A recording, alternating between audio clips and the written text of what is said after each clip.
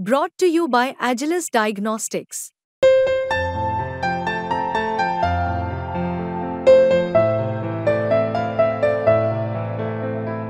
Agilus Diagnostics. ही गोष्ट खरी आहे की कुठल्याही निवडणूक आले की बरीच लोक आणि काही यंत्रणा ही जाणीवपूर्वक मला टार्गेट करण्याचा प्रयत्न करतात आणि आज एकाकी पाडण्याचा प्रयत्न केला जातो. वास्तविक पाहता आम्ही एवढं प्रामाणिकपणे सातत्यानं म्हणजे आघाडीमध्ये असो किंवा महायुतीमध्ये असो, मागची आम्ही 20 वर्ष आघाडीमध्ये होतो त्यावेळेस सुद्धा बरीच लोक आम्हाला टार्गेट करायची आणि आता आम्ही महायुतीमध्ये आहे तरीसुद्धा आता काही लोकांचं म्हणजे टार्गेट करण्याचा प्रयत्न केला जातो. आणि काही जरी झालं तरी शोधन पाटील या राजकीय क्षितिजावरती असता कामा नाही, अशा काही लोकांची व्यूहरचना ही सातत्यानं होती. आणि ह्या भावना आमचा तळागाळातला जो कार्यकर्ता आहे तो बोलून दाखवतोय. मला पण ते त्या ठिकाणी वास्तविक पाहता 1952 सालापासून जर बघितलं आम्ही ह्या मतदारसंघामध्ये आज 5-6 पिढ्या झालं आम्ही सर्वजण सगळे कार्यकर्ते गुण्यागोविंदानं एक कुटुंब म्हणून आम्ही ह्या तालुक्यामध्ये काम करत असतो. जी नाळ जोडले गेलेली आहे सगळ्या सामान्य माणसाची आणि जो काही विकासाचा जी काही गोडदोड झाली आणि इंदापूर तालुका हा महाराष्ट्रामध्ये एक नावारूपाला आला, कर्तृत्वाच्या माध्यमातून हा तालुका पुढे नेला. या तालुक्यातल्या सर्व जाती धर्मांना आणि सगळ्या समाजाला आम्ही सातत्यानं बरोबर घेऊन जातो.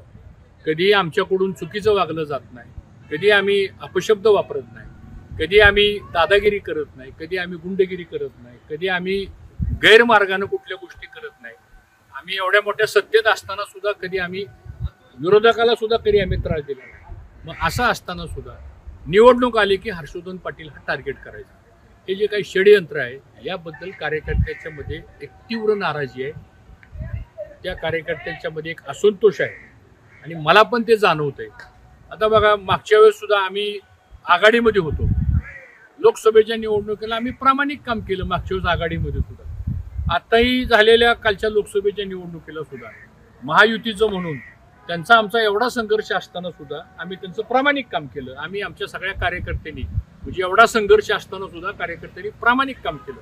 मग असं असताना आता वेळ आली हर्षवर्धन पाटलाला एकटं पाडायचं, वेळ आली हर्षवर्धन पाटलाच्या स्वाभिमानी कार्यकर्त्याला अडचणीत आणायचं, आता वेळ आलेले यांचं राजकारण संपवायचं, यांचं समाजकारण संपवायचं. आणि अशा पद्धतीनं आता बरीचशी काही लोक ही आमच्या विरोधामध्ये कटकारस्थान करतायत. हे मी नाही, सामान्य माणसं बोलतायत आणि ते अनुभवत आहे आम्हाला.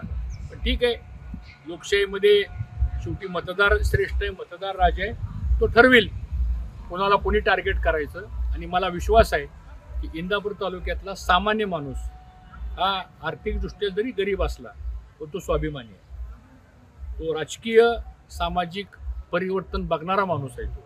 आणि म्हणून लोक ठरवतील कोणाला टार्गेट करायचं. पण आज तरी मात्र आम्हाला टार्गेट करण्याची प्रक्रिया एक मोठं षडयंत्र चाललेलं आहे, हे आम्हालाही जाणवतो, तो वासही आम्हाला येतोय. वेगवेगळ्या माध्यमातून माहिती आमच्यापर्यंत येते. मध्यंतरी तरी आमच्यावरच बंदी घालण्याचा प्रयत्न केला होता, आम्हाला गावागावात फिरून देणार नाही अशा प्रकारची पण काही वक्तव्य झाली होती.